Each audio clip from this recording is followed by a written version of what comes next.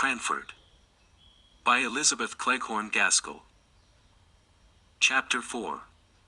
A Visit to an Old Bachelor. A few days after, a note came from Mr. Holbrook, asking us, impartially asking both of us, in a formal, old-fashioned style, to spend a day at his house, a long June day, for it was June now. He named that he had also invited his cousin, Miss Pole, so that we might join in a fly, which could be put up at his house. I expected Miss Matty to jump at this invitation, but, no. Miss Pole and I had the greatest difficulty in persuading her to go.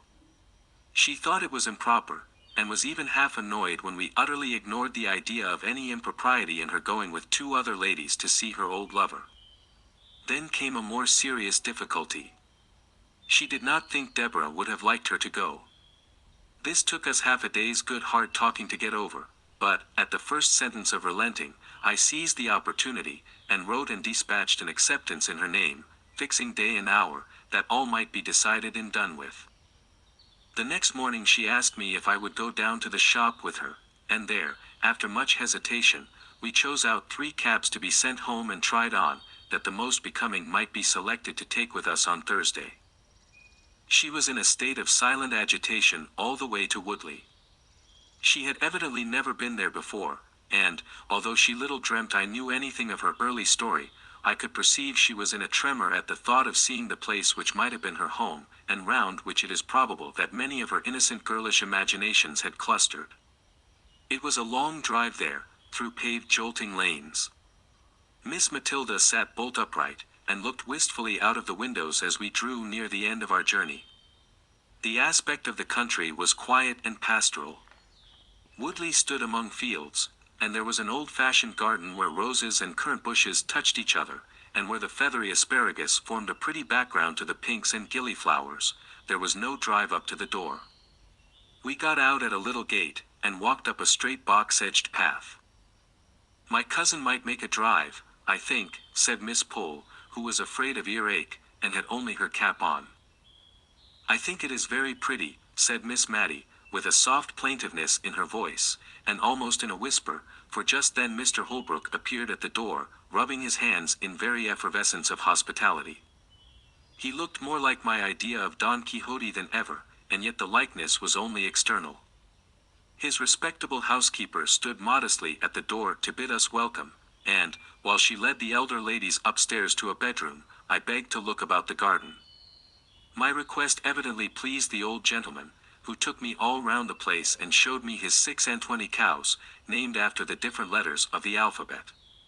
As we went along, he surprised me occasionally by repeating apt and beautiful quotations from the poets, ranging easily from Shakespeare and George Herbert to those of our own day. He did this as naturally as if he were thinking aloud, and their true and beautiful words were the best expression he could find for what he was thinking or feeling. To be sure, he called Byron "my Lord Baron," and pronounced the name of Goethe strictly in accordance with the English sound of the letters, as Goethe says, "Ye ever verdant palaces," and see, altogether, I never met with a man, before or since, who had spent so long a life in a secluded and not impressive country, with ever-increasing delight in the daily and yearly change of season and beauty. When he and I went in, we found that dinner was nearly ready in the kitchen, for so I supposed the room ought to be called, as there were oak dressers and cupboards all round, all over by the side of the fireplace, and only a small Turkey carpet in the middle of the flag floor. The room might have been easily made into a handsome dark oak dining parlor by removing the oven and a few other appurtenances of a kitchen, which were evidently never used, the real cooking place being at some distance. The room in which we were expected to sit was a stiffly furnished, ugly apartment, but that in which we did sit was what Mr. Holbrook called the counting house, where he paid his laborers their weekly wages at a great desk near the door. The rest of the pretty sitting room, looking into the orchard, and all covered over with dancing tree shadows, was filled with books. They lay on the ground, they covered the walls, they strewed the table. He was evidently half ashamed and half proud of his extravagance in this respect. They were of all kinds, poetry and wild weird tales prevailing. He evidently chose his books in accordance with his own tastes, not because such and such were classical or established favorites. "Ah," he said, "we farmers ought not to have much time for reading, yet somehow one can't help it." "What a pretty room," said Miss Matty, sotto voce. "What a pleasant place," said I, aloud, almost simultaneously. "Nay. If you like it," replied he, "but can you sit on these great, black leather, three-cornered chairs? I like it better than the best parlor, but I thought ladies would take that for the smarter place." It was the smarter place, but, like most smart things, not at all pretty, or pleasant, or homelike, so, while we were at dinner, the servant girl dusted and scrubbed the counting-house chairs, and we sat there all the rest of the day. We had pudding before meat, and I thought Mr. Holbrook was going to make some apology for his old-fashioned ways, for he began. "I don't know whether you like newfangled ways." "Oh, not at all," said Miss Matty. "No more do I," said he. "My housekeeper will have these in her new fashion, or else I tell her that, when I was a young man, we used to keep strictly to my father's rule, no broth, no ball, no beef, and always began dinner with broth. Then we had suet puddings, boiled in the broth with the beef, and then the meat itself. If we did not sup our broth, we had no ball, which we liked a deal better, and the beef came last of all, and only those had it who had done justice to the broth and the ball. Now folks begin with sweet things, and turn their dinners topsy-turvy. When the ducks and green peas came, we looked at each other in dismay. We had only two-pronged, black-handled forks. It is true the steel was as bright as silver, but what were we to do? Miss Matty picked up her peas, one by one, on the point of the prongs, much as Amina ate her grains of rice after her previous feast with the ghoul. Miss Pole sighed over her delicate young peas as she left them on one side of her plate untasted, for they would drop between the prongs. I looked at my host. The peas were going wholesale into his capacious mouth, shoveled up by his large round-ended knife. I saw, I imitated, I survived.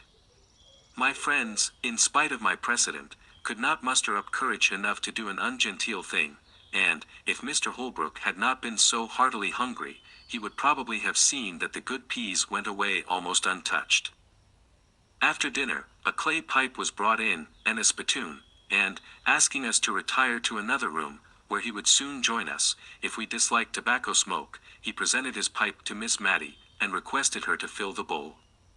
This was a compliment to a lady in his youth, but it was rather inappropriate to propose it as an honor to Miss Matty, who had been trained by her sister to hold smoking of every kind in utter abhorrence. But if it was a shock to her refinement, it was also a gratification to her feelings to be thus selected, so she daintily stuffed the strong tobacco into the pipe, and then we withdrew. "It is very pleasant dining with a bachelor," said Miss Matty softly, as we settled ourselves in the counting-house. "I only hope it is not improper, so many pleasant things are." "What a number of books he has," said Miss Pole, looking round the room. "And how dusty they are." "I think it must be like one of the great Dr. Johnson's rooms," said Miss Matty. "What a superior man your cousin must be." "Yes," said Miss Pole, "he's a great reader, but I am afraid he has got into very uncouth habits with living alone." "Oh, uncouth is too hard a word. I should call him eccentric. Very clever people always are," replied Miss Matty. When Mr. Holbrook returned, he proposed a walk in the fields, but the two elder ladies were afraid of damp and dirt, and had only very unbecoming calashes to put on over their caps, so they declined, and I was again his companion in a turn which he said he was obliged to take to see after his men. He strode along, either wholly forgetting my existence, or soothed into silence by his pipe, and yet it was not silence exactly. He walked before me with a stooping gait, his hands clasped behind him, and, as some tree or cloud, or glimpse of distant upland pastures, struck him, he quoted poetry to himself, saying it out loud in a grand sonorous voice, with just the emphasis that true feeling and appreciation give. We came upon an old cedar tree, which stood at one end of the house. The cedar spreads his dark green layers of shade. Capital term, layers. Wonderful man. I did not know whether he was speaking to me or not, but I put in an assenting, wonderful, although I knew nothing about it, just because I was tired of being forgotten, and of being consequently silent.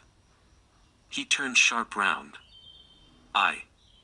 You may say, wonderful. Why, when I saw the review of his poems in Blackwood, I set off within an hour, and walked 7 miles to Miss Elton, for the horses were not in the way, and ordered them. Now, what color are ash buds in March? Is the man going mad? Thought I. He is very like Don Quixote. What color are they, I say, repeated he vehemently. I am sure I don't know, sir, said I, with the meekness of ignorance. I knew you didn't. No more did I, an old fool that I am, till this young man comes and tells me. Black as ash buds in March. And I've lived all my life in the country, more shame for me not to know. Black, they are jet black, madam. And he went off again, swinging along to the music of some rhyme he had got hold of. When we came back, nothing would serve him but he must read us the poems he had been speaking of, and Miss Pole encouraged him in his proposal, I thought, because she wished me to hear his beautiful reading, of which she had boasted, but she afterwards said it was because she had got to a difficult part of her crochet, and wanted to count her stitches without having to talk. Whatever he had proposed would have been right to Miss Matty, although she did fall sound asleep within 5 minutes after he had begun a long poem, called Locksley Hall, and had a comfortable nap, unobserved, till he ended, when the cessation of his voice wakened her up, and she said, feeling that something was expected, and that Miss Pole was counting. What a pretty book. Pretty, madam. It's beautiful. Pretty, indeed. Oh yes. I meant beautiful, said she, fluttered at his disapproval of her word. It is so like that beautiful poem of Dr. Johnson's my sister used to read, I forget the name of it. What was it, my dear, turning to me? Which do you mean, ma'am? What was it about? I don't remember what it was about, and I've quite forgotten what the name of it was, but it was written by Dr. Johnson, and was very beautiful, and very like what Mr. Holbrook has just been reading. I don't remember it, said he reflectively. But I don't know Dr. Johnson's poems well. I must read them. As we were getting into the fly to return, I heard Mr. Holbrook say he should call on the ladies soon, and inquire how they got home, and this evidently pleased and fluttered Miss Matty at the time he said it, but after we had lost sight of the old house among the trees her sentiments towards the master of it were gradually absorbed into a distressing wonder as to whether Martha had broken her word, and seized on the opportunity of her mistress's absence to have a follower. Martha looked good, and steady, and composed enough, as she came to help us out. She was always careful of Miss Matty, and tonight she made use of this unlucky speech. Dear ma'am, to think of your going out in an evening in such a thin shawl. It's no better than muslin. At your age, ma'am, you should be careful. My age, said Miss Matty, almost speaking crossly, for her, for she was usually gentle, my age. Why, how old do you think I am, that you talk about my age? Well, ma'am, I should say you were not far short of 60, but folks' looks is often against them, and I'm sure I meant no harm. Martha, I'm not yet 52, said Miss Matty, with grave emphasis, for probably the remembrance of her youth had come very vividly before her this day, and she was annoyed at finding that golden time so far away in the past. But she never spoke of any former and more intimate acquaintance with Mr. Holbrook. She had probably met with so little sympathy in her early love, that she had shut it up close in her heart, and it was only by a sort of watching, which I could hardly avoid since Miss Pole's confidence, that I saw how faithful her poor heart had been in its sorrow and its silence. She gave me some good reason for wearing her best cap every day, and sat near the window, in spite of her rheumatism, in order to see, without being seen, down into the street. He came. He put his open palms upon his knees, which were far apart, as he sat with his head bent down, whistling, after we had replied to his inquiries about our safe return. Suddenly he jumped up.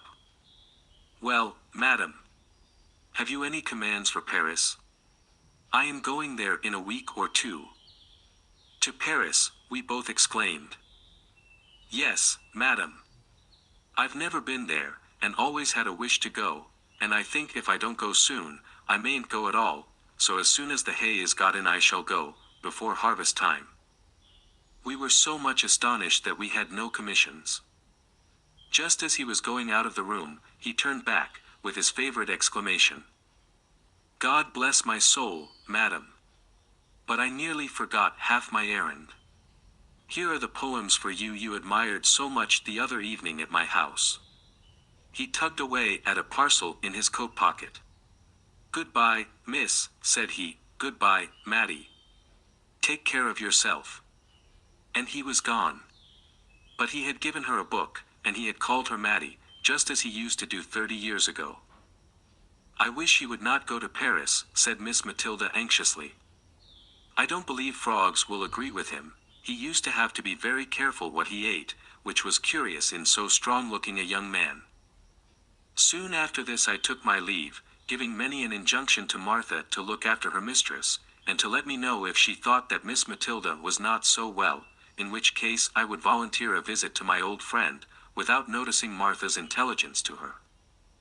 Accordingly I received a line or two from Martha every now and then, and, about November I had a note to say her mistress was very low and sadly off her food, and the account made me so uneasy that, although Martha did not decidedly summon me, I packed up my things and went.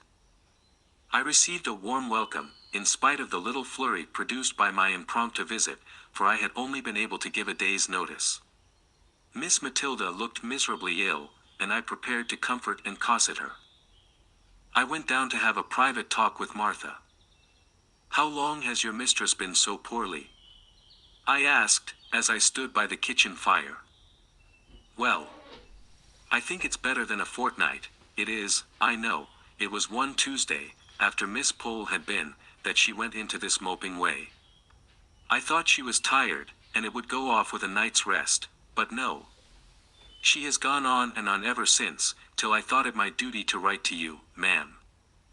"You did quite right, Martha. It is a comfort to think she has so faithful a servant about her. And I hope you find your place comfortable." "Well, ma'am, missus is very kind, and there's plenty to eat and drink, and no more work but what I can do easily, but," Martha hesitated. "But what, Martha?" "Why, it seems so hard of missus not to let me have any followers. There's such lots of young fellows in the town, and many a one has as much as offered to keep company with me, and I may never be in such a likely place again, and it's like wasting an opportunity. Many a girl as I know would have unbeknownst to missus, but I've given my word, and I'll stick to it, or else this is just the house for missus never to be the wiser if they did come, and it's such a capable kitchen, there's such dark corners in it, I'd be bound to hide any one. I counted up last Sunday night, for I'll not deny I was crying because I had to shut the door in Jem Hearn's face, and he's a steady young man, fit for any girl, only I had given missus my word." Martha was all but crying again, and I had little comfort to give her, for I knew, from old experience, of the horror with which both the Miss Jenkinses looked upon followers, and in Miss Mattie's present nervous state this dread was not likely to be lessened. I went to see Miss Pole the next day, and took her completely by surprise, for she had not been to see Miss Matilda for 2 days. "And now I must go back with you, my dear, for I promised to let her know how Thomas Holbrook went on, and, I'm sorry to say, his housekeeper has sent me word today that he hasn't long to live. Poor Thomas! That journey to Paris was quite too much for him. His housekeeper says he has hardly ever been round his field since, but just sits with his hands on his knees in the counting-house, not reading or anything, but only saying what a wonderful city Paris was. Paris has much to answer for if it's killed my cousin Thomas, for a better man never lived." "Does Miss Matilda know of his illness?" asked I, a new light as to the cause of her indisposition dawning upon me. "Dear! To be sure, yes. Has not she told you? I let her know a fortnight ago, or more, when first I heard of it. How odd she shouldn't have told you." "Not at all," I thought, but I did not say anything. I felt almost guilty of having spied too curiously into that tender heart, and I was not going to speak of its secrets, hidden, Miss Matty believed, from all the world. I ushered Miss Pole into Miss Matilda's little drawing room, and then left them alone. But I was not surprised when Martha came to my bedroom door, to ask me to go down to dinner alone, for that Mrs. had one of her bad headaches. And how she had nursed Miss Matty through a long, long illness, of which I had never heard before, but which I now dated in my own mind as following the dismissal of the suit of Mr. Holbrook. So we talked softly and quietly of old times through the long November evening. And how she had nursed Miss Matty through a long, long illness, of which I had never heard before, but which I now dated in my own mind as following the dismissal of the suit of Mr. Holbrook. So we talked softly and quietly of old times through the long November evening. The next day Miss Pole brought us word that Mr. Holbrook was dead. Miss Matty heard the news in silence. In fact, from the account of the previous day, it was only what we had to expect. Miss Pole kept calling upon us for some expression of regret, by asking if it was not sad that he was gone, and saying, "To think of that pleasant day last June, when he seemed so well. And he might have lived this dozen years if he had not gone to that wicked Paris, where they are always having revolutions." She paused for some demonstration on our part.